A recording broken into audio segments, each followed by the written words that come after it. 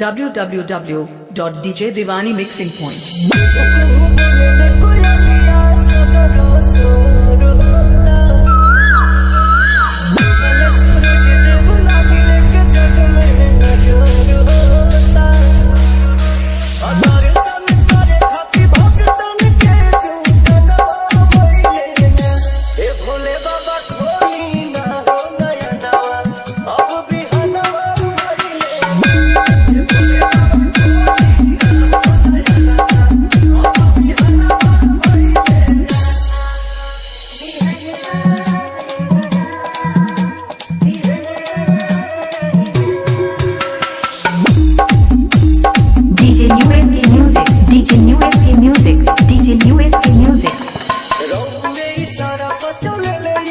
रौवे हई संचालक जी कहीं से पोसई है परनी के परनवा सुतले रही है जब पालक जी देखिए पुरुष तोरे भैया के ताली उठ जाई हली हली भोगा वाला गाली लीला करलो के जो की मोती में जनवा भइले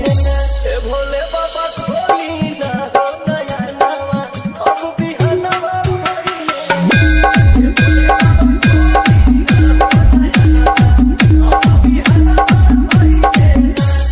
मिक्सिंग मास्टर सूरज भैया, मिक्सिंग मास्टर सूरज भैया, मिक्सिंग मास्टर सूरज भैया।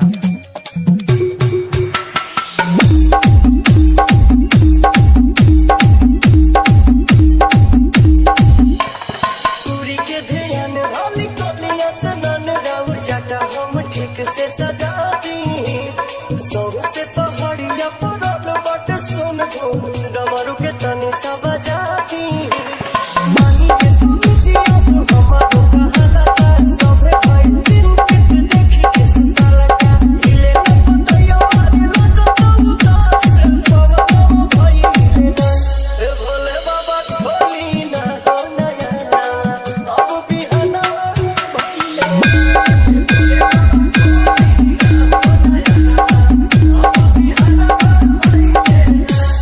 शोभन सोनभद्र, शोभन सोनभद्र, शोभन सोनभद्र।